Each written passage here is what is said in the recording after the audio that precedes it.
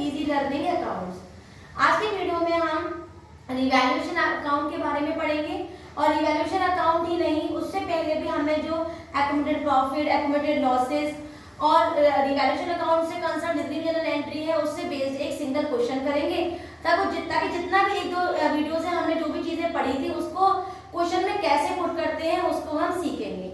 उससे पहले मैं आपको बताती हूँ कि पिछली वीडियो में मैंने आपको रिवैल्यूएशन अकाउंट का फॉर्मेट बताया था कि हम प्रॉफिट को किधर उतारते हैं और लॉसेस को किधर उतारते हैं और ये क्यों बनता है उसके बारे में मैंने आपको बताया था कि रिवैल्यूएशन अकाउंट अगर कोई भी पार्टनर जो पहले प्रॉफिट शेयर कर रहा था और वो अपना प्रॉफिट शेयरिंग का जो रेशो है वो चेंज कर दे, तो इस बीच में कोई भी एसेट्स बढ़ती है या एसेट्स घटती है या कोई अनरिकॉर्डेड एसेट्स आ जाता है या अनरिकॉर्डेड लायबिलिटी आ जाती है, तो इनको रिकॉर्ड करने के लिए जो हम अकाउंट बनाते हैं उसे कहते हैं रिवैल्यूएशन अकाउंट, राइट। तो क्वेश्चन करने से पहले मैं आपको दोबारा से एक बार रिवैल्यूएशन अकाउंट का फॉर्मेट बताऊंगी और इससे लिंक्ड जो हमारी जनरल एंट्री होती है उसको भी पढ़ेंगे, फिर हम उससे बेस्ड क्वेश्चन करेंगे, राइट। तो रिवैल्यूएशन अकाउंट का ये फॉर्मेट मैंने अपनी लास्ट वीडियो में भी बताया था, एक बार पहले उस पूरे को रिवाइज करेंगे।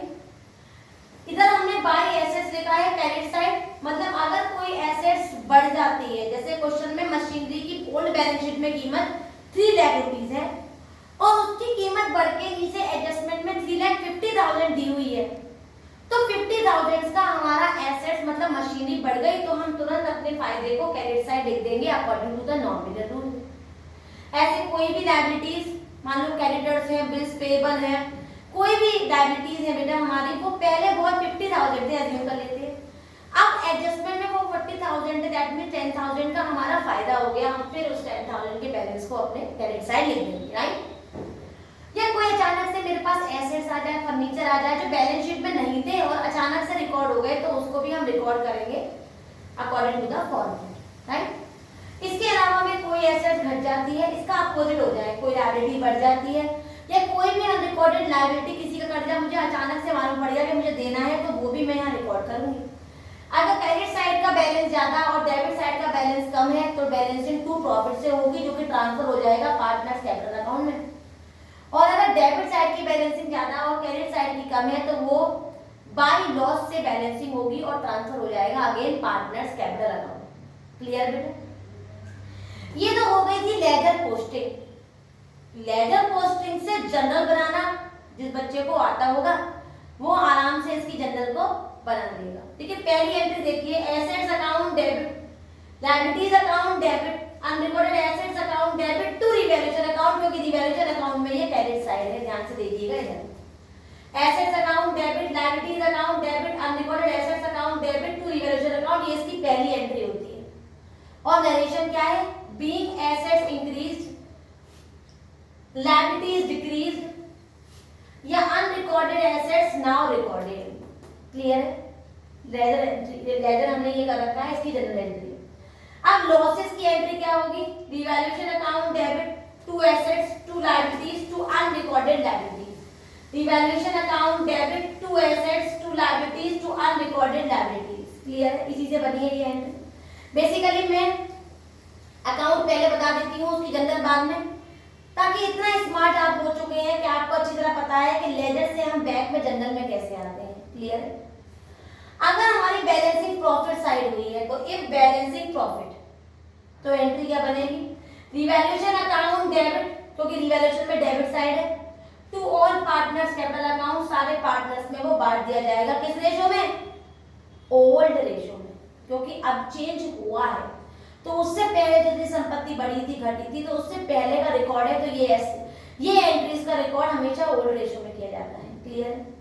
और अगर बैलेंसिंग लॉस की हुई है, तो एंट्री होगी all partners capital account debit to revaluation account, क्योंकि ये रिवैल्यूएशन अकाउंट में क्रेडिट साइड बैलेंसिंग है, और नरेशन होगा being loss transfer to partners capital account, और इसका being profit transfer to partners capital account. कोई पॉइंट इसमें आपको अनक्लियर हो तो मुझे जरूर कमेंट करके बताइएगा, मैं इसको दोबारा से रिवाइज कराऊंगी, लेकिन ये अच्छी तरह सीख लीजिएगा, क्योंकि एडमिशन चैप्टर में, डायमंड चैप्टर में, डेथ चैप्टर में बराबर ये अकाउंट सेम प्रोसेस से, सेम कॉन्सेप्ट से रिपीट होगा।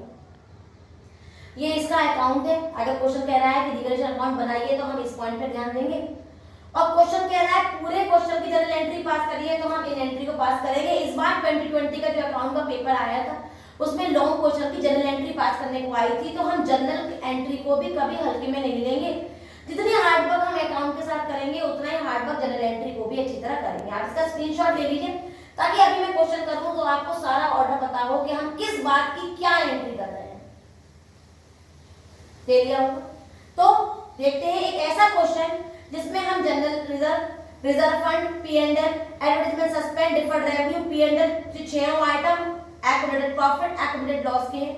वर्कमैन कंपेंसेशन, इन्वेस्टमेंट फ्लक्चुएशन जो हमने पिछली वीडियोस में बताए थे उसका बेस्ड भी, और रिवैल्यूएशन का काम भी, और gaining partner capital account, debit to sacrificing partner capital account का भी एडजस्टमेंट। इन सब का कंसिस्टेंट एक सिंगल क्वेश्चन देखेंगे ताकि आप इन सभी पॉइंट्स को रिवाइज कर पाएं और आपको अच्छी तरह वो चीज करनी, एडजस्ट करनी और शो करना आ जाए। तो देखते हैं, ये क्वेश्चन नंबर 22 है, पेज नंबर 4.42। मैं बुक से रीड करती हूँ और जो मैंने शॉर्ट पॉइंट्स लिखे हुए हैं उसको ध्यान से देखिए। ABC are partners sharing the profit in the ratio of 5:3:2. They further decided to share the profit equally. The balance sheet is as follows: capital ढाई और 2, general reserve 60,000, investment fluctuation reserve 30,000 and the creditors is 90,000. Land and building 3,50,000, machinery 2,40,000, computer 70,000, investment की cost price है 1 लाख और market value दे रखी है बेटा 90,000।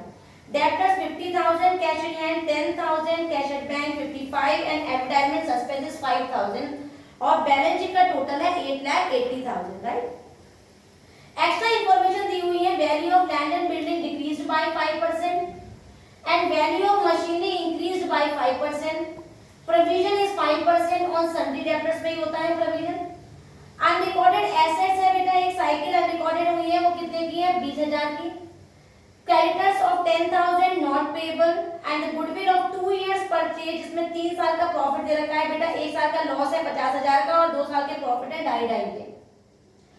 और last point है cease to carry out the remuneration of 5,000 including the expenses, और expenses की कीमत दे रखी है 3,000। क्वेश्चन नंबर 22 है, बुक से ध्यान से आप देख लीजिएगा। क्वेश्चन में कह रही है जनरल एंट्री पास करिए और रिवैल्यूएशन अकाउंट बनाइए। क्लियर है बेटा, यहाँ तक कोई प्रॉब्लम तो नहीं है। तो मैं जनरल एंट्री पास करके दिखाऊंगी जितना हमने अब तक सीखा है और इसका रिवैल्यूएशन अकाउंट भी बनाऊंगी। अब मुझे बुक की जरूरत नहीं है, मैंने सारे पॉइंट बोर्ड पे लिखे हुए हैं। तो सबसे पहले मैं आपको इसका रिवैल्यूएशन अकाउंट बना के दिखाऊंगी और रिवैल्यूएशन अकाउंट जब हमारा बन जाएगा तो एक एक करके मैं सारे जनरल एंट्री इसकी पास कर दूंगी। मेरी एक रिक्वेस्ट होगी, मैं अगली वीडियो में डेफिनेटली आपको सारा सीक्वेंस लिखवाने वाली हूँ जनरल एंट्री का। तो बस इस क्वेश्चन को मैं कैसे सॉल्व कर रही हूं वो देखना। अगली वीडियो में सबसे पहले मैं आपको एक ऑर्डर लिखवा दूंगी जनरल एंट्री का। इस चैप्टर में उस ऑर्डर को फॉलो करेंगे और हम अकाउंट भी बनाएंगे, जनरल एंट्री पूछेंगे तो जनरल एंट्री भी उसी ऑर्डर से बनाएंगे। बिल्कुल कंपल्सरी नहीं है कि आप उस ऑर्डर को फॉलो करें, लेकिन हम एक अगर मन में ऑर्डर बना लेंगे बेटा तो कभी हमें ये नहीं होगा कि हमारी ये एंट्री छूट गई। क्लियर है? तो इस क्वेश्चन को सॉल्व करते हैं। सबसे पहले मैं बनाऊंगी आपके लिए रिवैल्यूएशन अकाउंट, तो ध्यान से देखना। रिवैल्यूएशन अकाउंट के लिए सबसे पहले हमें क्या चाहिए होता है, पर्टिकुलर अमाउंट। पर्टिकुलर अमाउंट ये हमारे सारे प्रॉफिट की साइड होती है, ये सारे लॉसेस की साइड होती है। क्लियर है? एडजस्टमेंट पढ़ते हैं रिवैल्यूएशन अकाउंट के, पहला पॉइंट है। एक बार और रिवैल्यूएशन अकाउंट से पहले आप एक नोट याद रखिएगा, कभी भी बाई करके कोई रिवैल्यूएशन अकाउंट है, कभी भी बाई करके कोई पॉइंट है तो सेम वैल्यू लिख देंगे, और अगर टू करके वैल्यू है तो जो मेन वैल्यू बैलेंस शीट में दे रखी है उससे वो वाली गिवन वैल्यू को माइनस कर देंगे, और जो आंसर आएगा वो अगर ज्यादा है तो प्रॉफिट में और कम आएगा तो लॉस में। याद रखना, ठीक है बेटा? क्लियर बात है? अब ध्यान से देखिए। The value of land and building decreased by 5%। By है तो सेम वैल्यू जाएगी, 5% कर लेंगे लैंड एंड बिल्डिंग का। तो 3,50,000 का अगर मैं 5% करती हूँ तो वैल्यू क्या आएगी, 0 0 25 को 5 कैरी 2 5 53 70 17,500। तो वैल्यू घट गई है तो मैं यहाँ पर लिखूंगी 2 लैंड एंड बिल्डिंग कितना 17,500। क्लियर है बात बेटा? आगे बढ़े। नेक्स्ट कह रहा है वैल्यू मशीनरी इंक्रीज्ड बाय 5%। तो मशीनरी की कीमत कितनी है 2,40,000, इसकी वैल्यू 5% बढ़ गई, तो 5% निकाल लो इसका। 0 0 5 20 का 0 कर गया है, 2 5 2 10 11 12 12,000 की वैल्यू बढ़ गई तो हम लिखेंगे बाय मशीनरी और वैल्यू आ जाएगी हमारी 12,000। क्लियर? तो यहाँ तक के हमारे दोनों पॉइंट आ गए, पहला 12,000 और इधर का 17,500। तो ये 2 पॉइंट हमारे क्लियर हो गए। आगे बढ़ते हैं। Provision is created 5%। तो याद रखना प्रोविजन हमेशा डेब्टर पे ही क्रिएट होता है और ये फर्म का लॉस माना जाता है। क्या बात याद रखनी है, डेब्टर पे ही क्रिएट किया जाता है और फर्म का हमेशा लॉस माना जाता है, लायबिलिटी मानी जाती है, क्योंकि कोई चीज को पाने के लिए हम उसको प्रोविजन दे रहे हैं, मतलब हमें लगभग उतना पैसा कम मिलेगा तो ये घाटा माना जाता है। क्लियर है? तो डेब्टर का 5% निकालेंगे, मतलब कितना, 50,000 का डेब्टर है, इसका हम 5% निकालेंगे तो हमारी वैल्यू आ जाएगी 5 5 25, मतलब 2500। तो 2500 हमने लिखा टू प्रोविजन के नाम से। यहाँ तक पॉइंट आपको क्लियर है? एक एक पॉइंट क्लियर करते हुए चलिए आगे बढ़े। नेक्स्ट दिया हुआ है अनरिकॉर्डेड मोटरसाइकिल ऑफ 20,000। एक अचानक से मोटरसाइकिल मेरे पास आ गई 20,000 की, भाई मेरी संपत्ति बढ़ गई, तो मैं यहाँ लिखूंगी बाय मोटरसाइकिल कितने की बेटा, 20,000 की। क्लियर है यहाँ तक बात? आगे बढ़े। Creditors of 10,000 not payable. कोई कर्जा था मेरे पे 20,000 का जो मुझे अब नहीं देना।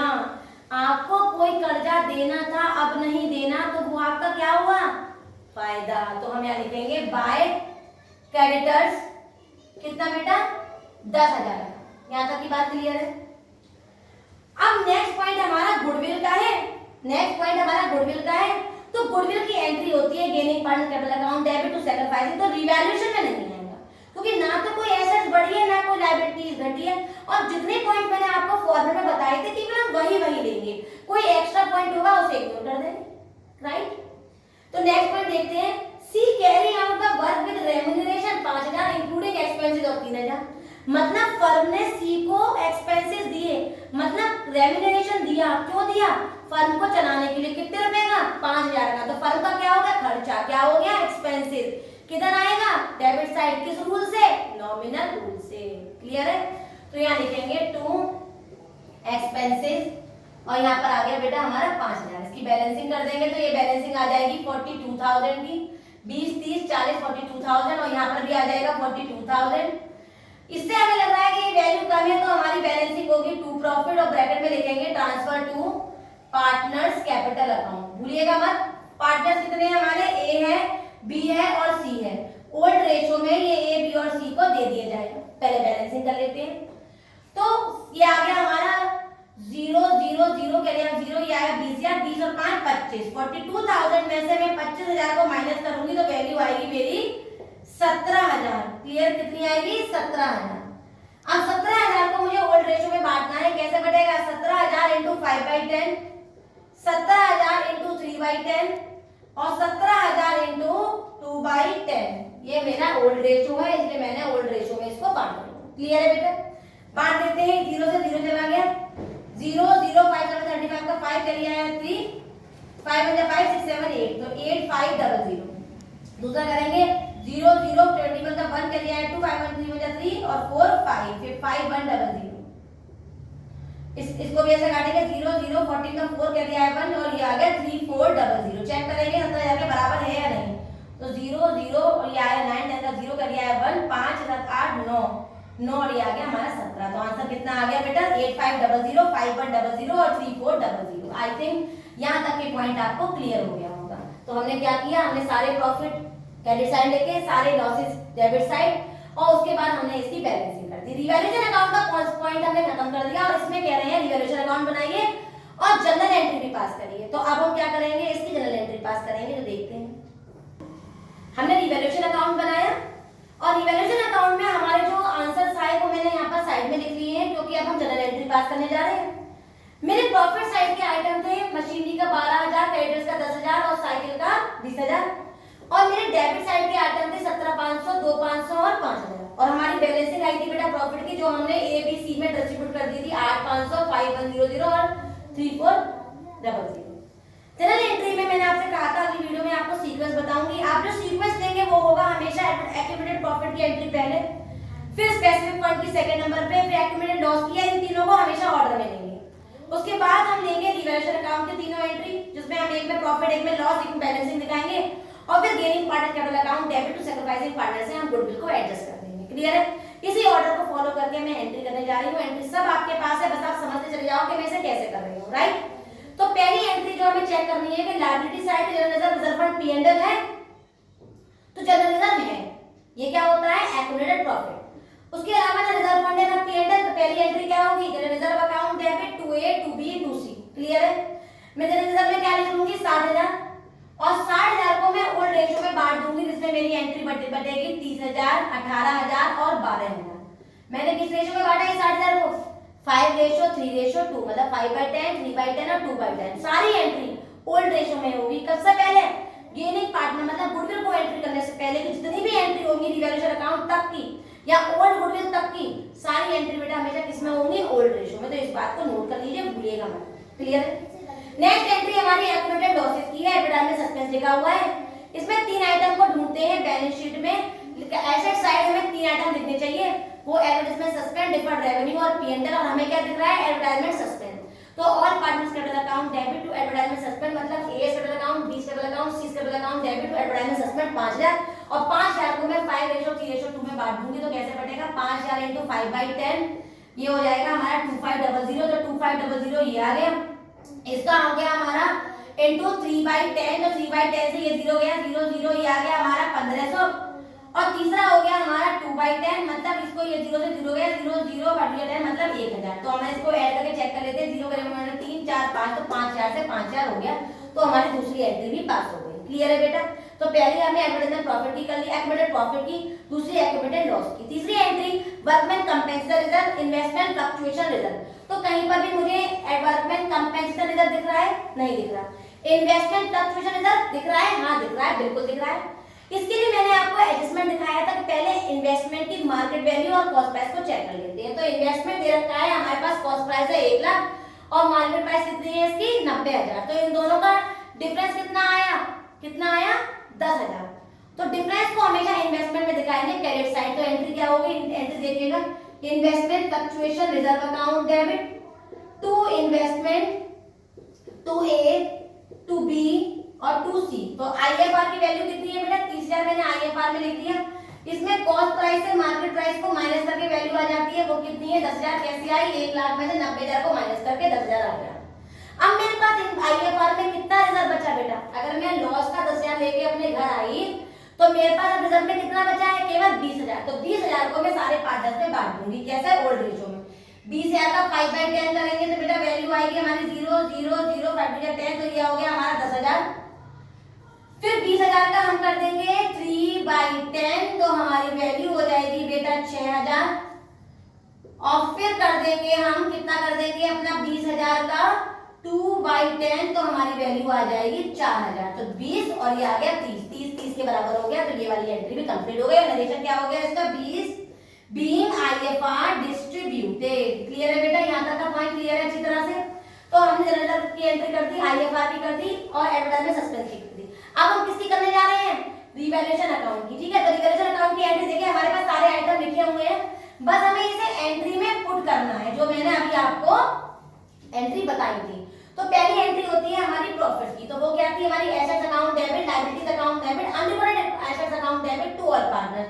मेरे पास लिखा हुआ है तो मैं क्या लिखूंगी यहाँ पर machinery account debit, creditors account debit, motorcycle account debit to revaluation account. Easy है ना।